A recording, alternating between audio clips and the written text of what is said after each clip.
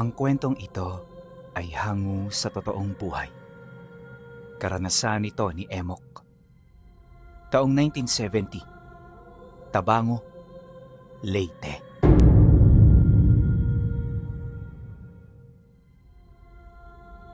Noong mga panahong ito, nasa edad 19 anyos pa lamang si Emok. Nakatira sila noon sa lugar ng Katmon, pero yung pamilya nila madalas maglakbay sa iba't ibang parte ng Tabango para magbenta ng mga paninda. Kadalasan purong mga gulay at palay ang kanilang nilalako na siya namang nakukuha nila bilang parte sa sakahan kung saan sila nakikigapas. Ginagawa nila ito para dumoble ang kanilang mga kita. Sobra-sobra kasi kung itatabi nila ang lahat ng yon at posible lang itong mabulok bago pa man nila ito makain. Kaya sa halip na itago ito, nagsasakripisyo sila para lamang yon ay maibenta. Noong una wala silang kaagapay na hayop, pero nung makapagpundar na sila, medyo gumaan-gaan ang kanilang sakripisyo. Bukod kasi sa nakabili sila ng 2 kalabaw, hindi na rin nila kailangan pang maglakad ng napakalayo. Naisasama na rin nila ang mga nakababata nilang kapatid hanggang sa ang ganoong gawain ay naging normal na lang para sa pamilya. 2 taon ang lumipas. Pumasok ang taong ito. Masaya at masagana ang pagsalubong nila sa bagong taon, kaya hindi nila inaasahan ang panganib na nagtatago sa likod ng mga paparating na araw. Ayon kay Emok, na sa mga buwang yon, kakatapos lang ng kanilang pakikigapas. At kagaya ng nakasanayan, kaagad silang naghanda para sa nalalapit nilang paglalako. Matagal nang alam ng may-ari ng lupa ang kanilang negosyo, kaya naman may mga pagkakataon na ring nagpapasabay ito sa kanila ng mga paninda. Isang araw bago ang pag-alis nila, inutusan si Emok ng kanyang ama na pumunta sa bahay ng kanilang amo. Nung nakaraan pa kasi yun pinapatawag at duda nito, may mga kalakal itong ipapasabay sa kanila. Nang marinig niya ang tungkol dito, agad naman siyang tumango. Siyempre, wala siya sa poder na magreklamo, lalo pat binibigyan din sila ng pabor ng amo nilang yon. Minsan nga, hati pa sila sa kung magkano ang kinikita ng mga paninda nito. Kaya kahit mabigat at mahirap, hindi sila nagre-reklamo. Sa bandang huli kasi, doble-doble ang benepisyong nakukuha nila rito. Pagdating naman niya sa bahay ng amo nila, kagad niyang nakita si Manong Fidel. Kausap nito ang kanyang asawa habang pinagmamasdan ang mga katulong nilang naggagapas ng damo sa gilid ng sakahan. Nang masipat niya ito, dali-dali siyang lumapit kasabay ng magalang niyang pagwika rito ng, "Magandang hapon po, Manong Fidel. Sabi ni Itay, ako na lang po ang kukuha ng mga ipinapadala ninyo. Pasensya na po kayo at hindi siya nakapunta rito ng personal. Marami kasi kaming ginagawa sa bahay eh." Ayos lang, Emok. Halika, at nang makuha mo ng mga ipapadala ko. Nang marinig niya ang sinabi nito, kaagad naman siyang sumunod. Sa kanilang paglalakad patungo sa imbakan, dito nabanggit ng amo nila ang tungkol sa lugar na nais nitong pagdalhan ng mga ipapadala nitong kalakal.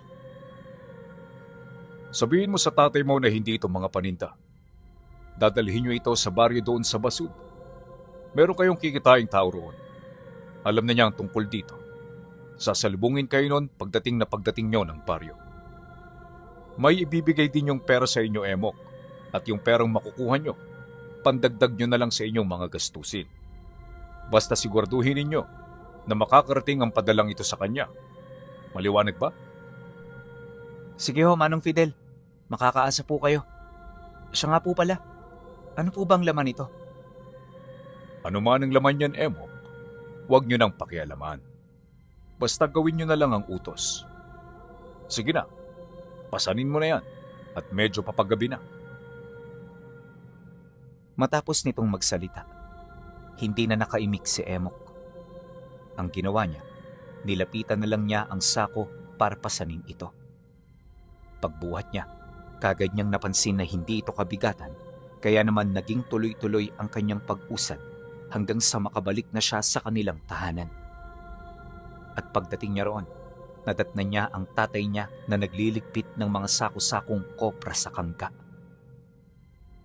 Isinama na nila rito ang padala ng kanilang amo bago nila yung tuluyang bigkisin ng lubid. At nung magawa na nila ito, tsaka sila pumasok sa bahay para maghapunan at magpahinga. Sumapit ang sumunod na araw. Hindi pa man tumitilaok ang manok, naghahanda na sila. Sa pagkakataong yon, dahil sa marami-rami ang kanilang dala, hindi na muna siya nagsama ng mga kapatid niya.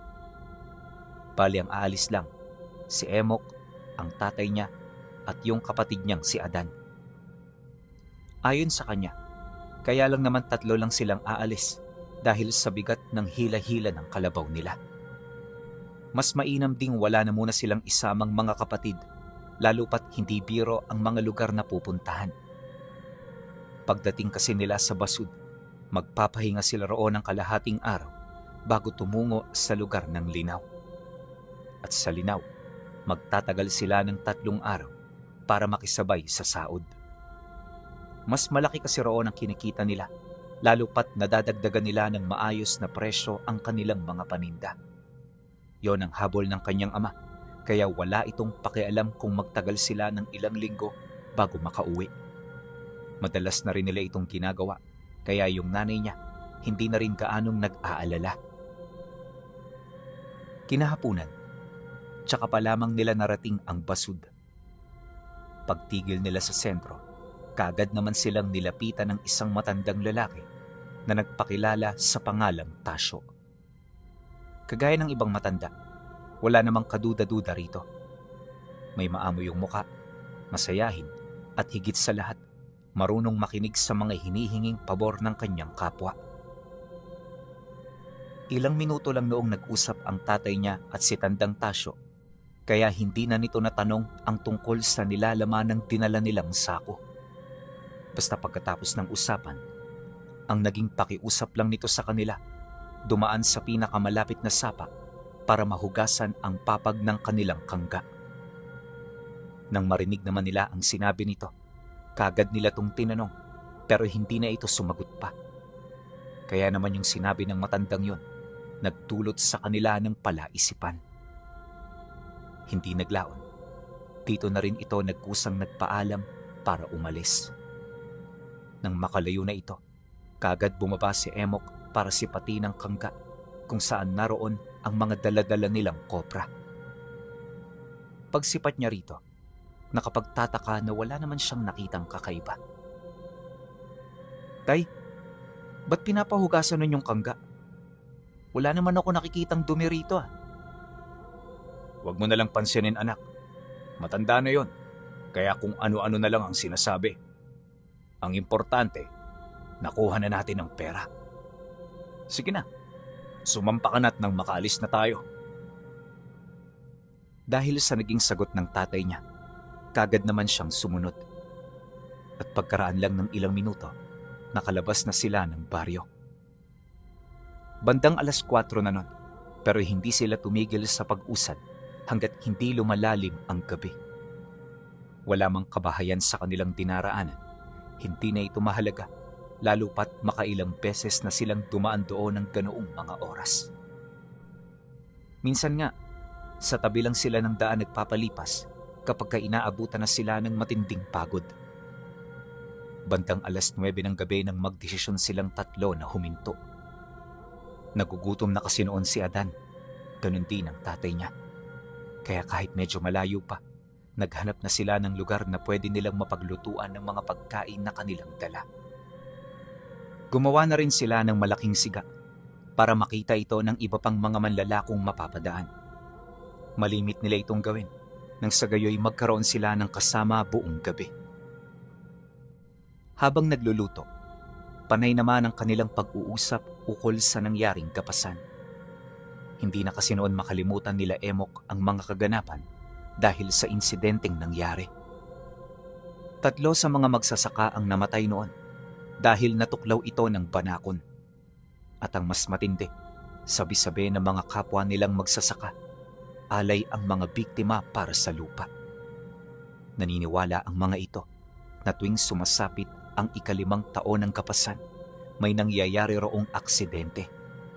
Ganon ang kanilang paniniwala, kaya ang pamilya ni Emok, labis-labis na lamang ang pag-iingat tuwing nakikigapas sila. Awa naman ng Diyos, wala pang naaksidente sa parte nila. Pagkaraan ng kalahating oras, sabay-sabay na silang kumain. Pagkatapos, kagad na silang naghanda ng matutulugan para rito na magpalipas ng gabi. Sa alitan ng pagbabantay, nang sa gayoy walang mapuyat sa kanila. Inakala rin nila noon na wala na silang makakasama, pero pagtungtong ng 11:00, may dumaang pamilya ng manlalako. Binubuo ito ng mag-asawa at 3 dalagang babae. Nung masipat yun ni Emok na paparating, kagad niyang ginising ang tatay niya. Pagtayo naman ito, dali-dali nitong sinalubong ang pamilya. Nakipag-usap sandali bago yun isinama sa lugar kung saan sila nagpapahinga. Pag-upo naman nila, kagad nila itong inabutan ng pagkain. At sa kanilang pakikipag-usap, dito nila nalaman kung saan pa nanggaling ang pamilyang yon. Nalaman din nila na hindi ito mga manlalako, bagkus ay mga naglalakbay ang mga ito para makabalik sa lugar nila sa poblasyon. Ayon sa padre de pamilya, matagal na silang hindi nakakabalik roon, kaya kahit mahirap ang buhay, nagpumilit sila para lamang makauwi.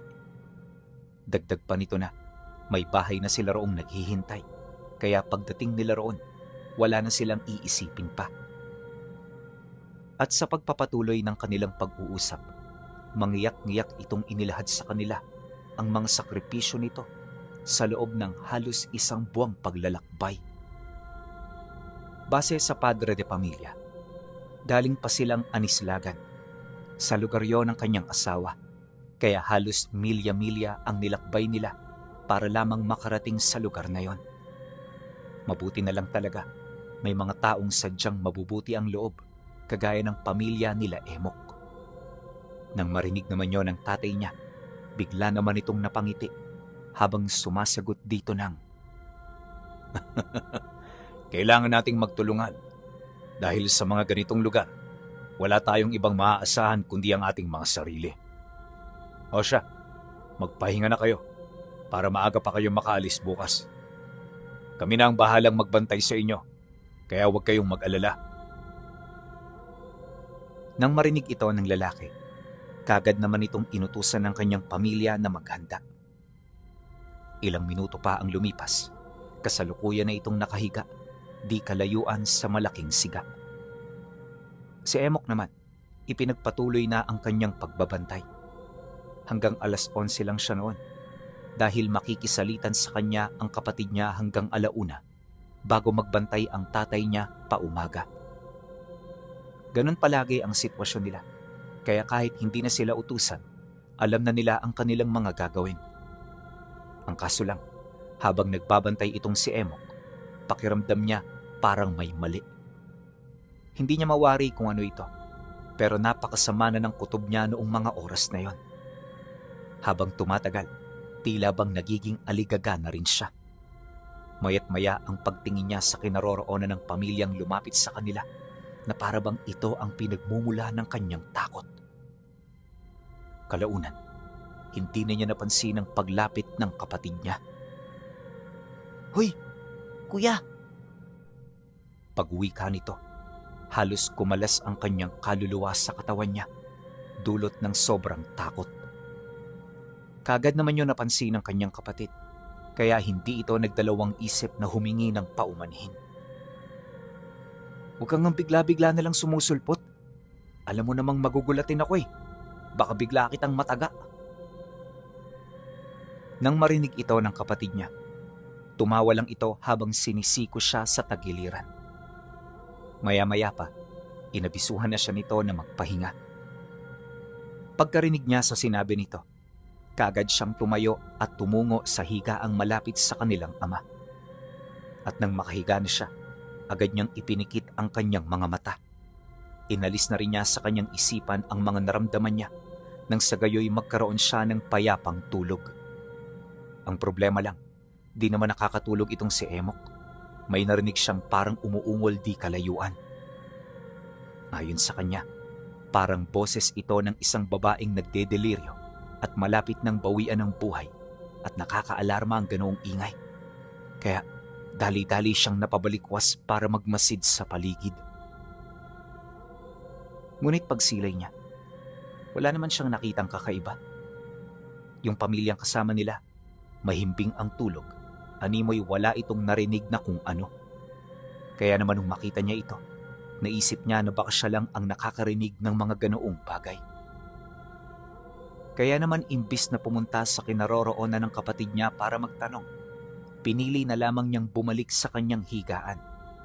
Ang kaso, pagkaraan ng ilang minuto, gano'n na naman ang narinig niya. At ang mas nakakaalarma, parang mas lalo pa itong lumala.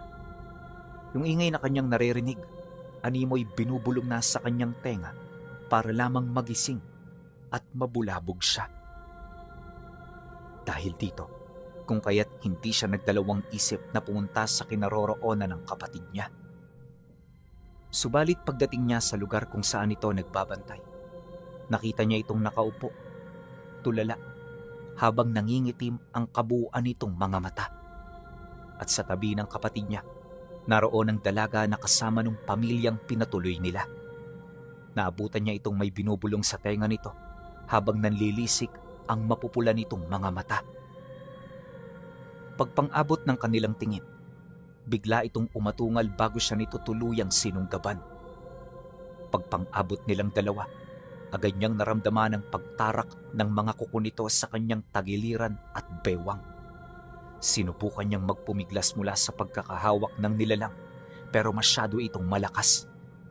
Akala ni Emok mapapatay na siya nito. Mabuti na lang biglang dumating ang tatay niya. Walang pagdadalawang isip nitong pinalo ng pala ang nilalang na nakasunggab sa kanya hanggang sa tuluyan na siya nitong mabitawan. Matapos nun, kagad itong kumaripas ng takbo pabalik sa kinaroroonan ng kapatid niya. At nang makalapit na ito, nakita nila na parang meron ito roong binubulong. Hindi nila alam kung ano yon, pero nung matupad na ito ng nilalang, nakita nila ang parang mga pulang linta na bigla na lamang lumabas sa mata, ilong at bibig ng kapatid niya. At pagkatapos nito, tsaka ito umungol na parabang isang baliw na hayop. Sinubukan itong tawagin ng kanilang ama pero hindi na yon nakikinig. Basta ang ginagawa na lamang nito, umangil habang gumagapang sa lupa papalapit. Dahil sa pangyayaring yon, kung kaya't kaagad siyang inalerto ng tatay niya. Emok, umatras ka. Hindi na normal ang kinikilos ng kapatid mo. Kapag sumugod yan dito, huwag kang mag-alangan. Pigilan mo siya sa abot ng iyong makakaya. Dahil ang gagawin ko, kukumprontahin ko ang kumokontrol sa kanya. Maliwanag ba? Pagkasambit nito ng tatay niya, kagad nitong hinugot ang dala nitong sundang. Pagkatapos nun, tsaka ito tumitig sa nilalang na parabang naghihintay ng pagkakataon. Mag-iilang minuto rin silang nagpakiramdaman bago tuluyang sumugod sa kanila ang kapatid niya. Nang masipat niya ito, agad siyang kumuha ng kahoy, sabay sugod dito. At sa pagpang-abot nilang dalawa, hindi na niya nakita ang ginawa ng tatay niya. Sa loob ng ilang minutong pakikipaglaban niya sa kanyang kapatid, dito niya naramdaman ang lakas nitong hindi pangkaraniwan. Ayon kay Emok, na habang naglalaban sila, pakiramdam niya isang dambuhalang nilalang ang kaharap niya. Bukod sa mabibigat nitong pag-atake, halos doble-doble rin ang lakas nito kumpara sa kanya. Maya-maya pa, laking gulat na lamang niya nang bigla na lang itong bumagsak sa lupa. Kagad itong nawala ng malay sa puntong hindi na niya mawari kung ano ang nangyari rito.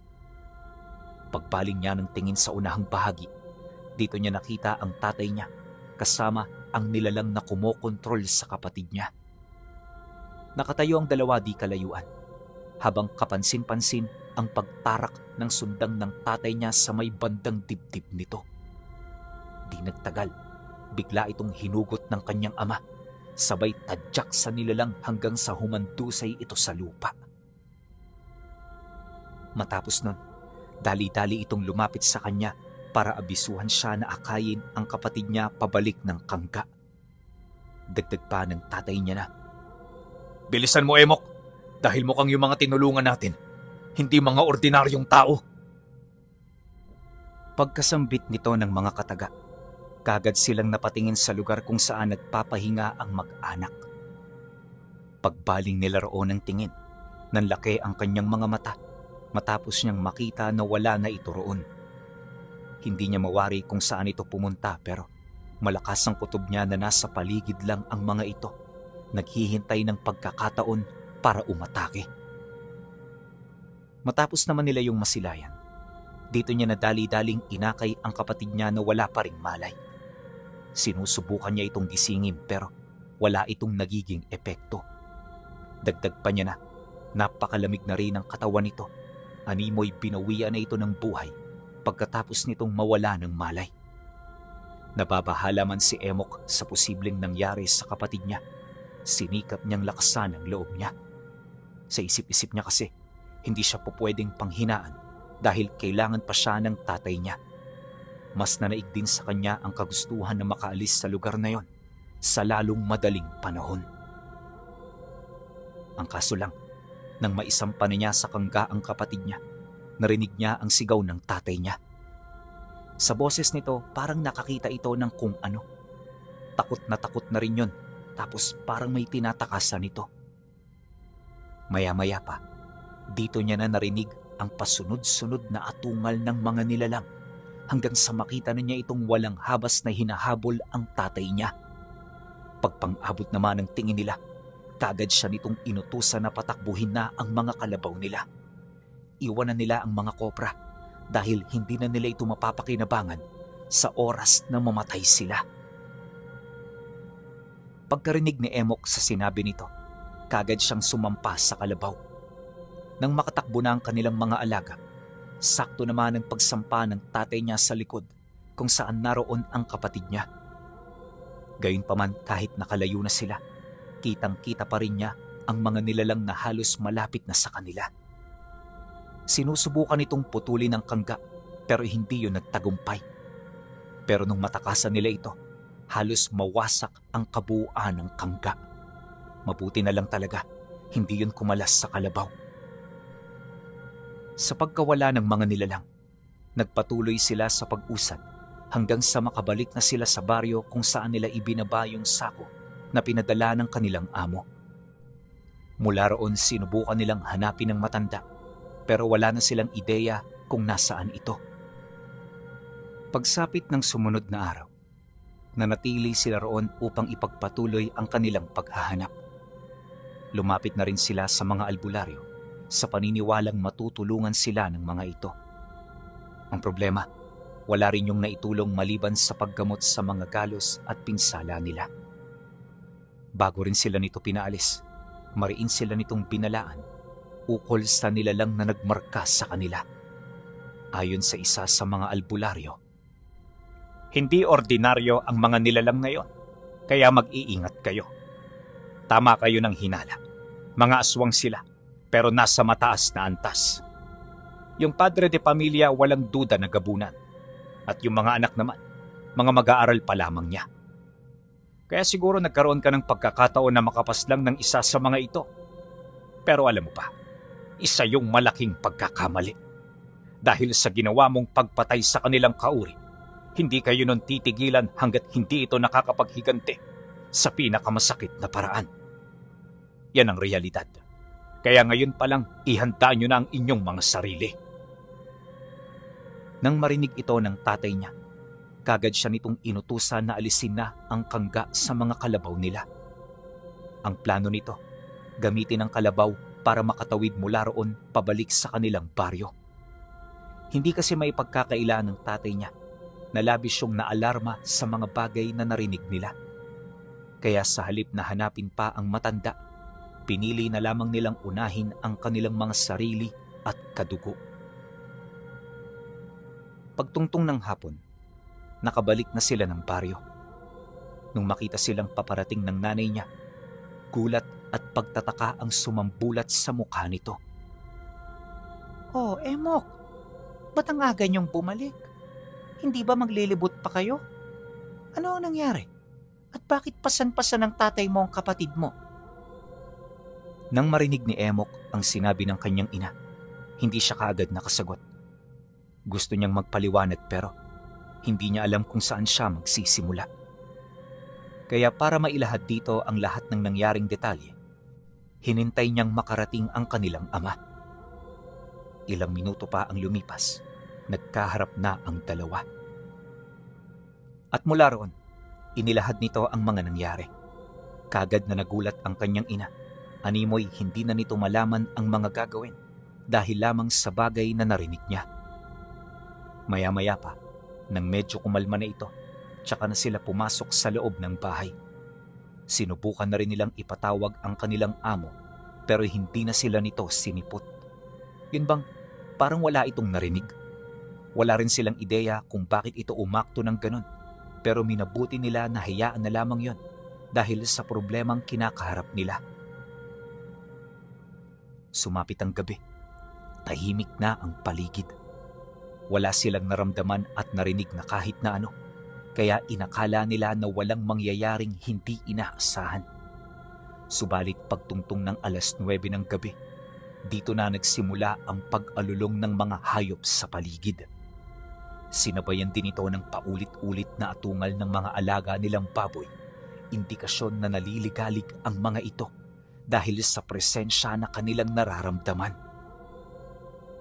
Hindi nagtagal, bigla na lamang silang nagkagulo sa labas ng bahay nang bigla silang makarinig ng malakas na kalabog mula sa dingding. Dala ng kuryosidad, kagad nila itong sinipat hanggang sa dito nila makita ang kalabaw nilang malayong-malayo na sa dati nitong anyo. Nagkaroon na ito ng mahabang balahibo, mahabang sungay at nanlilisik na mga mata. Kagaya rin ng nangyari sa kapatid niya, nagkaroon ito ng mga pulang linta sa buong katawan. Nag-iba rin ang anyo nito na parabang hindi na yon isang kalabaw. Matapos nila itong masilayan, dito na rin nagsimula ang gulo sa loob ng bahay. Habang nanunuwag kasi ang nilalang, para na ring baliw na sumisigaw ang kapatid niyang minsang naging biktima ng mga aswang. Halos pilit itong nagpumiglas mula sa pagkakahawak ng tatay niya hanggang sa mapilitan na sila na itali ito sa higaan. At nung magawa na nila ito, tsaka naman dumating ang pamilya ng aswang. Ayon kay Emok, bandang 4:00 na ng madaling araw nang umalis ang mga ito. Sa loob ng ilang oras, sinubukan ng mga nilalang na maghanap ng lagusan papasok sa kanilang tahanan. Ang kaso hindi ito nagtagumpay dahil maganda ang estruktura ng kanilang bahay. Dumaan pa ang ilang gabi, nagpabalik-balik na ito hanggang sa magdulot na ito ng matinding kalbaryo sa kanilang pamilya. Kung sino-sino na rin ang hininga nila ng tulong, pero walang kahit isa sa mga ito ang may kapasidad na palayasin ang mga nilalang. Dahil sa pangyayari, kung kaya't ginugol nila ang kanilang panahon sa pamamalimos ng mga pangontra. Marami na rin silang nilapitang mga manggagamot pero walang kahit isa sa mga ito ang kinakatakutan ng mga aswang. Nakumpirma rin ng mga ito na hindi ito basta-bastang natitinag ng mga pangontra. Kaya hindi yun titigil hanggat hindi nakakabawi sa kanila. Dito na rin inamin ng kanilang amo na malaki ang kaugnayan ng sakong ipinadala nito sa kanila. Naniniwala ito na yon ang dahilan kung bakit sila nilapitan ng aswang noong gabi. Dagdag pa nito na hindi sana ito mangyayari kung sinunod nila ang utos ng matandang kumuha ng sako na hugasan ang kangga pagkatapos nila itong iwan sa baryo. Matapos naman nilang marinig ang tungkol dito, hindi na lang nila yun pinagtuunan ng atensyon. Batid kasi nila Emok na may mas matinding problema pa silang kinakaharap maliban sa bagay na yon. Lahat na ng pwedeng gawin ginawa na nila, pero hindi naglaon. Umabot pa rin ng punto na naisahan sila ng mga nilalang. Isang gabi, habang nagbabantay sila, may dumating na lalaking pamilyar sa kanila. Isa yon sa malapit na kaibigan ng kanyang ama, kaya pagdating nito sa entrada ng bahay, kaagad nila itong pinapasok. Subalit nang makapasok na ang nilalang, bigla na lamang nalusaw ang anyo nito hanggang sa makita nila ang padre de pamilya na kinilala ng mga antingero bilang pamilya ng gabunan. Pag-atungal ng nilalang na yon, kaagad nitong sinunggaban ng mga manggagamot hanggang sa tuluyan niya na yung mapaslang.